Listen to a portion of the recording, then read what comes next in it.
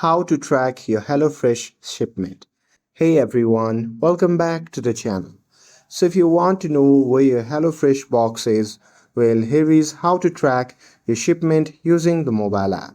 So now without further ado, let's get started. So first thing first, open the HelloFresh app on your phone and make sure that you're logged in to your account.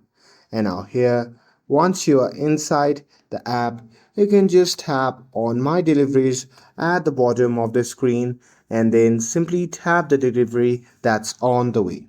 And there you can simply see the status, estimated delivery time and the tracking updates. And that's it. That's how you can track your HelloFresh shipment on mobile app.